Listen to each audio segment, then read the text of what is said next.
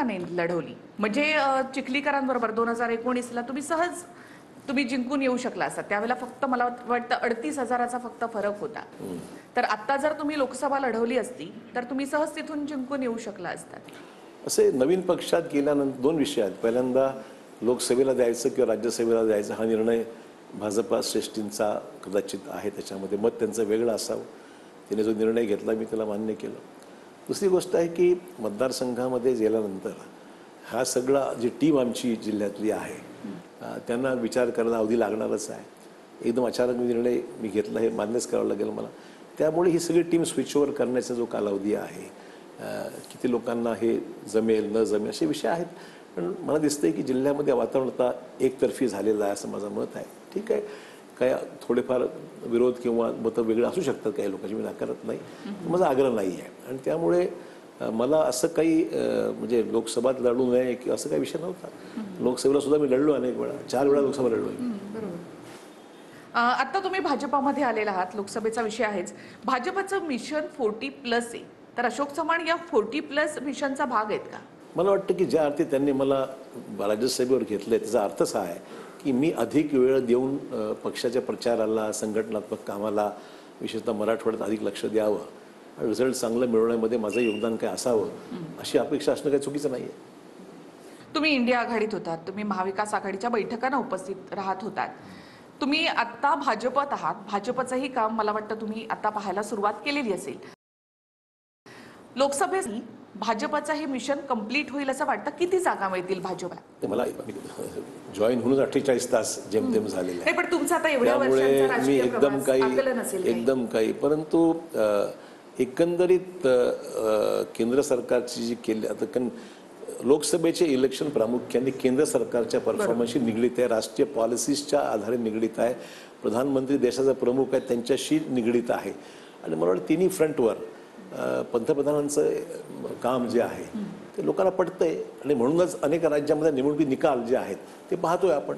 हा एक इंडिकेटर आहे की दाखवणारा. मला वाटतं की देशामधलं जे पाहिलं आहे मी ते एकंदरीत निष्कर्ष जर पाहिला तर आय थिंक केंद्रामध्ये भाजप सरकार चांगल्या मताधिक्याने येईल, चांगली संख्या भाजपला मिळेल अशी परिस्थिती. 400+ त्यांचं जे आहे. मला एकदा आकडा सांगणं कठीण आहे पण फिगर चांगला राहील. आणि महाराष्ट्रामध्ये मला थोडंसं अजून त्याच्यामध्ये जावं लागेल, पण महाराष्ट्रात निश्चित चांगलं राहील. 3 पक्ष आहेत, चांगलं होईल. 40+ थोडा वेळ द्यावा लागेल. I will not like to comment immediately. तुमच्याकडे बऱ्याचशा आमदारांनी सुद्धा कंप्लेंट केली होती की नानांची कार्यशैली बरोबर नाही. खरं आहे का? मला वाटलं पास्ट इज पास्ट, तर कशाला बोलावं. नाना स्वतः भाजपमध्ये होते, नंतर काँग्रेसमध्ये आले, प्रदेशाध्यक्ष झाले. नाना मी मुख्यमंत्री असताना भाजपमध्ये गेले होते, मी राज्याचा प्रमुख होतो, तेव्हा मी त्यांना खूप विनंती केली जाऊ नका आणि ते गेले. आता परत आले राहुलजींच्या प्रयत्नामुळे ते आले. त्यामुळे ते करतायत काम. सगळ्याच व्यक्तीबद्दल काही लोकांचं मत एकमत होईल असं वाटत नाही. करतात, बघूया. आता इलेक्शन विल डिसाईड अल्टिमेटली. निवडणूक ठरवेल की त्यांची कार्यपद्धती काय योग्य आहे ते. इलेक्शन लोकांचं, माझं मत महत्त्वाचं नाही आहे, लोकांचं काय मत आहे हे महत्त्वाचं आहे. नानांच्या बाबतीत जे काही म्हणायचं असेल लोकच सांगतील मतदानामध्ये. चव्हाण साहेब, तुमचं कधी नानांशी वाजलंय किंवा तुम्ही त्यांना काही रिॲक्ट केलंय असं कधी? मला आणखी एक विचारायचंय, नारायण राणे आणि तुमचं काय आहे असं? काय कसं काय म्हणजे 2008 मध्ये नारायण राणेंचं नाव मुख्यमंत्री पदासाठी चर्चेत होतं, अचानक तुमचं नाव आलं आणि तुम्ही मुख्यमंत्री झालात. आता राज्यसभेसाठी नारायण राणेंचं नाव चर्चेत होतं आणि तुम्हाला राज्यसभेची उमेदवारी मिळाली. कदाचित आमचा हा योगायोग आहे, स्ट्रेंज योगायोग आहे, किंवा स्टार्स दोघांची जवळपास कुठेतरी मॅच मिसमॅच होतात ते मला माहीत नाही. पण मला परवाच त्यांचा फोन आला होता, फार दिवसांनी फोन आला त्यांचा मला. त्यांनी माझं अभिनंदन करत, म्हणजे पक्षात आल्याबद्दल त्यांनी माझं अभिनंदन केलेलं आहे. आता नेमकं त्यांना उमेदवारी संदर्भात काय निर्णय कसा झाला याच्यामुळे, कारण मी भाजपात नव्हतो त्यामुळे निर्णय त्यांनी वरच्या लोकांनी कशापासून घेतला मला सांगणं कठीण. माझं येणं आणि त्यांचं जाणं याला काही अर्थार्थी संबंध नाही आहे. बरोबर. अशोकजी, अगदी शेवटाकडे मी येते. विचारधारा आपण जे म्हणतो, म्हणजे तुमच्याकडे तर काँग्रेसची, अगदी तुम्ही लहानपणापासून काँग्रेसची विचारधारा, धर्मनिरपेक्ष, नंतरच्या काळामध्ये घेतलेलं सॉफ्ट हिंदुत्व आणि भाजपसारखा कट्टर हिंदुत्ववादी पक्ष, विचारधारा बदलणं खरंच एवढं सोपं आहे? तुम्ही म्हणजे मी आत्ता, म्हणजे मी तुम्हाला जेव्हा मी तुमचा इंटरव्ह्यू घेतला, मला तुमच्या कपाळावर कधी टिळा दिसला नाही. पण आज मला तो दिसतो. नाही, मी माझ्या कपाळावर तिळाबिळा काही नाही आहे. मी गेल्या 3 दिवसापासून प्रचंड थकलेलो आहे, कारण की एवढी मतदारसंघातील लोक आले, कामं आणि रोजचं हे इलेक्शनचे फॉर्म वगैरे भरा वगैरे, तसं काहीच नाही आहे. म्हणजे तब्येती ठीक नव्हती म्हणून तुम्हाला कधी वाटत असेल.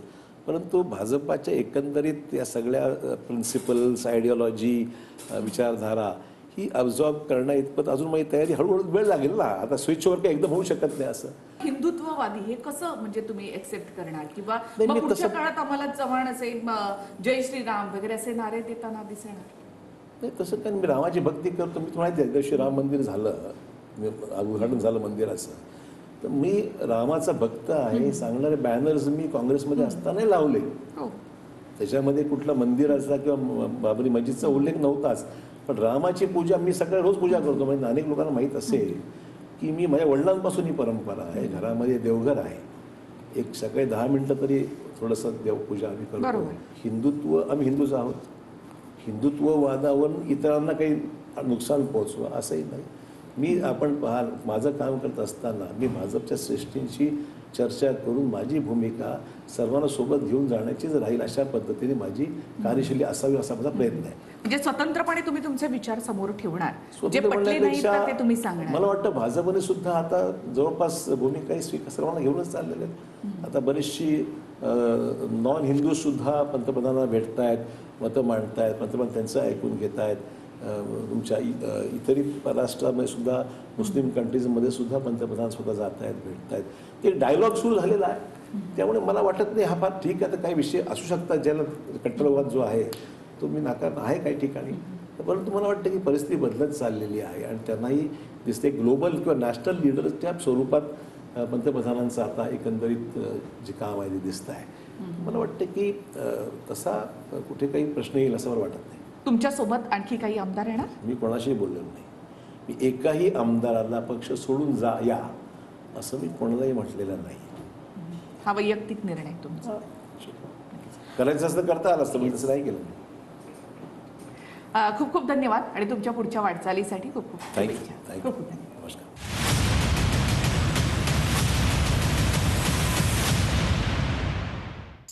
हेडलाईन्स